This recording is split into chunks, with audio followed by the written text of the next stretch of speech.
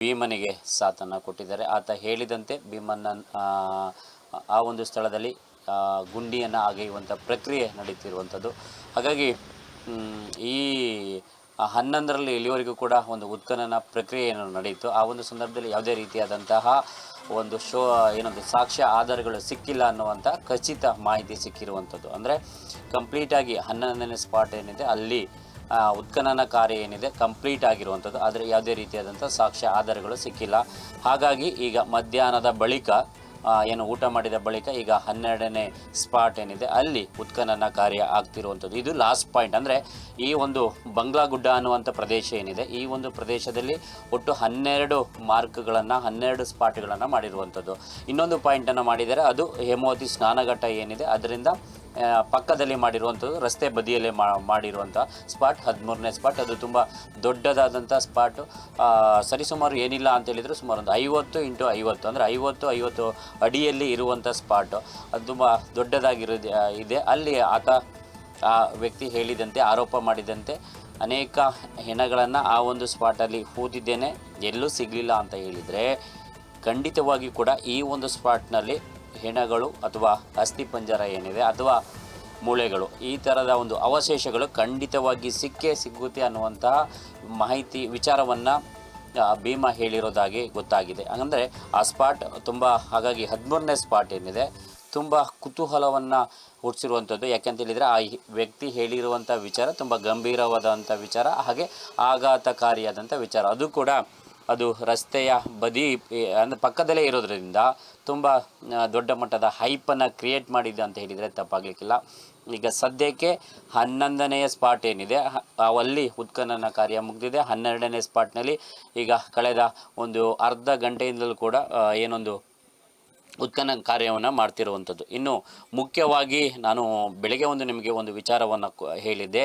ಅದು ಏನಂತ ಹೇಳಿದರೆ ನಿನ್ನೆ ಸಿಕ್ಕಿರುವಂಥ ಒಂದು ಅಸ್ಥಿಪಂಜರದ ಬಗ್ಗೆ. ಅಂದರೆ ಆ ಒಂದು ಕಂಪ್ಲೀಟಾಗಿ ಮಾನವನ ಅಸ್ಥಿಪಂಜರ ಸಿಕ್ಕಿದೆ. ಅದರ ಜೊತೆಗೆ ಒಂದಷ್ಟು ಹಿಂಟನ್ನು ಕೊಡೋ ರೀತಿಯಲ್ಲಿ ಒಂದಷ್ಟು ಉಡುಪುಗಳು ಕೂಡ, ಅಂದರೆ ಅದು ತುಂಬ ತೀರಾ ಹಳೆಯದಾದಂತಹ ಏನೊಂದು ಪ್ರಕರಣ ಅಂತ ಅನಿಸೋದಿಲ್ಲ. ಅಂದರೆ ಸುಮಾರು 1.5 ವರ್ಷದ ಹಿಂದೆ ಈ ರೀತಿಯ ಘಟನೆ ಆಗಿರಬಹುದು ಅನ್ನುವಂಥ ಅಂದಾಜನ್ನು ಹಾಕಲಾಗಿದೆ. ಕಾರಣ ಇವತ್ತು ನಿನ್ನೆ ಸಿಕ್ಕಿರುವಂಥ ಅಸ್ಥಿಪಂಜರದ ಸ್ಥಿತಿಯನ್ನು ನೋಡಿ ಆ ರೀತಿಯ ಆದಂಥ ಅಂದಾಜಿಗೆ ಬಂದಿರುವಂಥದ್ದು. ಅದರ ಜೊತೆಗೆ ಅಲ್ಲಿ ಆ ರೀತಿಯಾದಂಥ ಒಂದು ಅಸ್ಥಿಪಂಜರ ಇದೆ ಅಥವಾ ಈ ರೀತಿಯಾಗಿ ಒಂದು ಶವವನ್ನೇ ಎಸೆಯಲಾಗಿದೆ ಅನ್ನುವಂಥ ವಿಚಾರ ಏನಿದೆ ಅದು ಒಂದಷ್ಟು ಮಂದಿಗೆ ಸುಮಾರು 7 ತಿಂಗಳ ಹಿಂದೆಯೇ ಗೊತ್ತಿತ್ತು ಅನ್ನುವಂಥದ್ದು ಕೂಡ ಅನೇಕ ಕಡೆ ಕೇಳಿ ಬರ್ತಿರುವಂಥ ಮಾಹಿತಿ. ಆದರೆ ಈ ವಿಚಾರದಲ್ಲಿ ಯಾವುದೇ ರೀತಿಯಾದಂತಹ ಕೇಸ್ ಆಗಲಿ, ಇದಕ್ಕೆ ಸಂಬಂಧಪಟ್ಟಂಥ UDR ಪ್ರಕ್ರಿಯೆಯನ್ನು ಮಾಡೋದಾಗಲಿ ಯಾವುದು ಕೂಡ ಧರ್ಮಸ್ಥಳದ ಠಾಣೆಯಲ್ಲಿ ಆಗಿಲ್ಲ. ಹಾಗಾಗಿ ಈ ಒಂದು ವಿಚಾರದಲ್ಲಿ ಧರ್ಮಸ್ಥಳದ ಪೊಲೀಸರು ಯಾಕೆ ಏನು ಎಲ್ಲವೂ ಗೊತ್ತಿದ್ರೂ ಕೂಡ ಗೊತ್ತಿಲ್ಲದ ರೀತಿಯಾಗಿ ಯಾಕೆ ಮೌನವನ್ನು ವಹಿಸಿದ್ರು ಅನ್ನುವಂಥದ್ದು ಕೂಡ ಈಗ ಸಾಮಾನ್ಯರು ಏನಿದ್ದಾರೆ ಪ್ರಶ್ನೆಯನ್ನು ಕೇಳ್ತಾ ಇದ್ದಾರೆ. ಹಾಗಾದರೆ ಈ ಪ್ರಕರಣ ಏನಿತ್ತು ಗೊತ್ತಿತ್ತಾ? ಜನಸಾಮಾನ್ಯರಿಗೆ ಮಾತಾಡ್ತಿದ್ದಾರೆ, ತುಂಬ ಜನಕ್ಕೆ ಗೊತ್ತಿತ್ತು ಅಂದ ಮೇಲೆ ಈ ಪ್ರಕರಣ ಪೊಲೀಸ್ನವರಿಗೆ ಗೊತ್ತಿರಲೇಬೇಕು.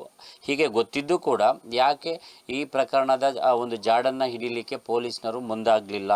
ಆ ವ್ಯಕ್ತಿಯ ಅಥವಾ ಆ ಕೇಸನ್ನು ದಾಖಲು ಮಾಡ್ಕೊಳ್ಳೋದಾಗಲಿ, ಅದರ ಜೊತೆಗೆ ಯಾರು ಆ ವ್ಯಕ್ತಿ ಅಂತೇಳಿ ಪತ್ತೆ ಹಚ್ಚುವ ಪ್ರಕ್ರಿಯೆ ಆಗಲಿ ಯಾವುದನ್ನು ಯಾಕೆ ಮಾಡಲಿಲ್ಲ?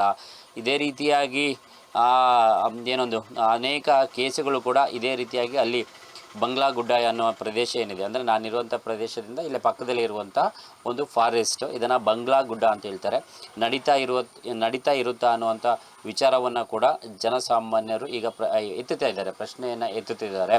ಹಾಗಾಗಿ ಈ ಕುರಿತು ಕೂಡ ಒಂದು ರೀತಿಯಾದಂಥ ಸ್ಪಷ್ಟನೆ ಬೇಕಿದೆ ಪೊಲೀಸರ ಈ ಒಂದು ನಡೆಯ ಬಗ್ಗೆ. ಯಾಕೆ ಈ ಒಂದು ಪ್ರಕರಣದ ಬಗ್ಗೆ ಇಲ್ಲಿವರೆಗೂ ಕೂಡ ಪೊಲೀಸ್ನವರು ಎಚ್ಚೆತ್ತುಕೊಳ್ಳಲಿಲ್ಲ ಅನ್ನುವಂಥ ವಿಚಾರದ ಬಗ್ಗೆ ಒಂದು ದೊಡ್ಡ ಮಟ್ಟದ ಚರ್ಚೆ ಆಗ್ತಿರುವಂಥದ್ದು. ಹಾಗಾಗಿ ಈ ವಿಚಾರದ ಬಗ್ಗೆ ಕೂಡ ಒಂದಷ್ಟು ಕ್ಲಾರಿಟಿ ಬೇಕಾಗಿರುವಂಥದ್ದು. ಇನ್ನು ಮುಂದುವರೆದು ಆ ಪ್ರಕರಣ ಏನಿದೆ ಸಿಕ್ಕಿದೆ, ಹಾಗೆ ನೋಡಿದರೆ ಈ ಪ್ರಕರಣವನ್ನು ಧರ್ಮಸ್ಥಳದ ಪೊಲೀಸ್ನವರೇ UDR ಮಾಡಿಕೊಂಡು ಅದರ ತನಿಖೆಯನ್ನು ಕೈಗೊಳ್ಳಬೇಕಾಗಿತ್ತು. ಆದರೆ ಈ ಪ್ರಕರಣವನ್ನು ಕೂಡ SIT ಅವರೇ ಮಾಡ್ತಾ ಇದ್ದಾರೆ ಸದ್ಯಕ್ಕೆ. ಯಾಕಂತ ಹೇಳಿದರೆ ನಿಮಗೆ ಗೊತ್ತಿದೆ ಆ ವ್ಯಕ್ತಿ ಹೇಳಿರುವಂಥ ವಿಚಾರ ಏನಿದೆ, ನಾನು ಇಲ್ಲಿ ಒಂದಷ್ಟು ಪ್ರದೇಶಗಳಲ್ಲಿ ಈ ರೀತಿಯಾಗಿ ಅಂದರೆ ಶವಗಳನ್ನು ಹೂತಿದ್ದೇನೆ, ಮೃತದೇಹಗಳನ್ನು ಹೂತಿದ್ದೇನೆ ಅನ್ನುವಂಥ ವಿಚಾರವನ್ನು ಹೇಳಿರೋದು.